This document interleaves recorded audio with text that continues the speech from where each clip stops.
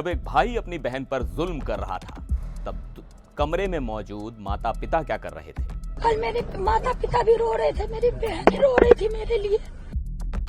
लालू परिवार के उस बंद कमरे का सच पहली बार खुद रोहिणी आचार्य की जुबानी, जिसे सुनकर आपका दिल दहल जाएगा। नमस्कार, मैं हूं सिद्धार्थ प्रकाश। लालू परिवार का महाभारत अब सिर्फ सोशल मीडिया पोस्ट और सूत्रों की कहानी नहीं रही। अब इस कहानी में आंसू हैं, दर्द है और एक बेटी की वो गवाही है जो सीधे अपने भाई को कटघरे में खड़ा कर रही है। परिवार से निकाले जाने के बाद रोहिणी आचार्य आज अपनी बड़ी बहन मीसा भारती से मिलने उनके घर पहुंची थी और जब वो वहां से बाहर निकली तो पत्रकारों के सामने उनका दर्द सैलाब बनकर फूट पड़ा। उन्होंने जो कहा वो आरजेडी के भविष्य और तेजस्वी यादव के नेतृत्व पर अब तक का सबसे बड़ा सवाल खड़ा करता है। सबसे पहले आप रोहिणी आचार्य का वो बयान सुनिए जिसमें उन्होंने रूंधे गले से उस दिन की पूरी कहानी बयां कर दी। इजी आप कुछ बताना थोड़ा चाहेंगी? आपने एक बयान दिया जिसमें लेकर कई सवाल आवाज मेरा आ रहा है किसी को? क्या बोले आवाज में? जो बोलना था हम अपने फेसबुक पे, अपने ट्विटर पे बोल चुके हैं। क्या बोलना चाहिए? आपने जो ट्वीट किया उसमें कहा गया है परिवार चप्पल चलाया गया, गाड़ियां दी गई, आप काफी दुखी हैं। आपने कहा था कि चप्पल चलाया गया। चप्पल चलाने की बात सही बात है। अब आप लोग जाकर के वहाँ इंक्वायरी कर लीजिए। सही बात है, रोहिणी जो बोलती है सच बोलती है और जिसको भी कंडेम करना आकर के सामने मेरे सामने बैठवाइए। रोहिणी किस बात पर ये आप खफा हुए? क्या हुआ? कुछ बताएंगे?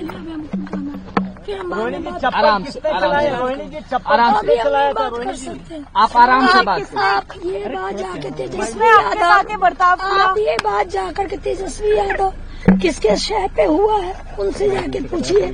संजय यादव से पूछिए, रेचल यादव से पूछिए, क्या नाम है उसका, एक और लड़के का क्या नाम था, रमीश से जाके पूछिए। आप जाइए वहाँ पे हम इंक्वायरी बिल्कुल पूछेंगे और हम बिल्कुल पूछेंगे, लेकिन आपका मत क्या है? आपको गंदा भी कहा गया, आपने गाली दी है। बहुत बड़ा योगदान आपका अपने परिवार के लिए, लालू जी के लिए। रोहिणी जी अपने पिताजी से कुछ कहेंगे क्या? कोई मैसेज? नहीं, पिताजी मेरे साथ हमेशा। कल मेरे माता पिता भी रो रहे थे, मेरी बहन भी रो रही थी मेरे लिए। मुझे भगवान ने मुझे सौभाग्य दिया कि मुझे मेरे इस तरह के माता पिता मिले जो मेरा हर समय मेरा साथ दिए। मुझे बस इतना ही कहना है कि भगवान ना करे कि आप लोग के भी घर में कभी मेरे जैसी बहन बेटियां हो। जिस घर में भाई हो, भाई लोग का ही योगदान होना चाहिए। काहे सारा बलिदान बेटी लोग दी, और जब बेटी कुछ सवाल पूछे तो आप बोल दीजिएगा कि आप ससुराल में जाओ, तुम्हारा शादी हो गया है।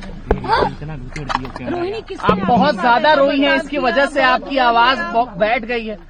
रोहिणी, आप बहुत ज्यादा रोई हैं। आपकी लालू जी से कोई बातचीत हुई इस बीच में? जैसा बर्ताव किया, चप्पल फेंकने मैंने सिर्फ अपने भाई को अपने घर से निकाला है। रोहिणी जी मेरी बहनें, मेरे माता, मेरे पिता मेरे साथ है।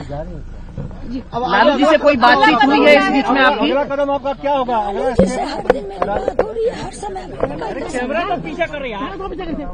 तो आप अब कब तक यहाँ दिल्ली में रहेंगे? अभी हम अपने ससुराल जा रहे हैं। बॉम्बे जा रहे हैं, बॉम्बे में रहेंगे 10 दिन। मेरी सास भी कल से रो रही है ये सब तमाशा देख करके। उनको मेरी चिंता हुई, इसलिए उन्होंने बुलाया कि मैं जा रही हूँ अपनी सास के पास। ठीक है मैम, ठीक है। ठीक, थैंक यू। मेरे माता पिता वहीं खड़े होकर रो रहे थे।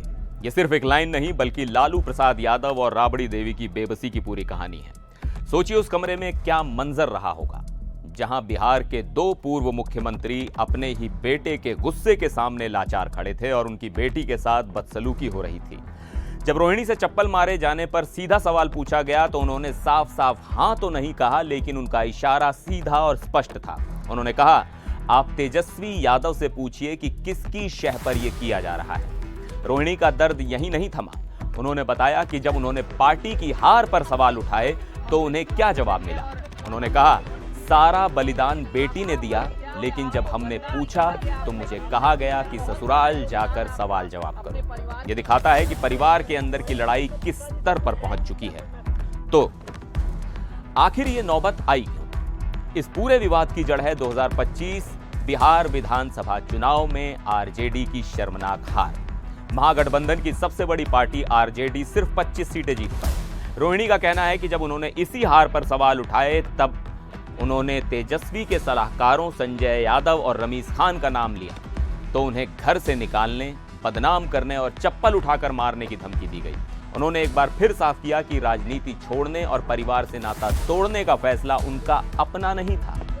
उन्होंने पत्रकारों से कहा, संजय यादव और रमीज ने मुझसे यही करने के लिए कहा था, मैं सारा दोष अपने ऊपर ले रही हूं। तो अब तस्वीर पूरी तरह साफ है। एक तरफ हैं लालू के चाणक्य कहे जाने वाले सलाहकार और तेजस्वी यादव, और दूसरी तरफ हैं रोहिणी आचार्य, तेज प्रताप और अब शायद मीसा भारती थी जिनके घर पर यह मुलाकात हुई। लालू परिवार की लड़ाई अब एक निर्णायक मोड़ पर आ चुकी है। एक बेटी अपने माता पिता की बेबसी का जिक्र कर रही है, एक भाई पर सीधे सीधे बदसलूकी का आरोप लगा रही है।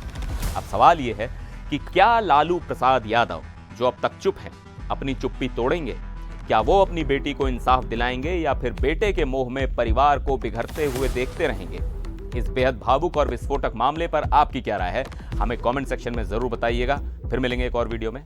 देखते रहिए एनडीटीवी इंडिया।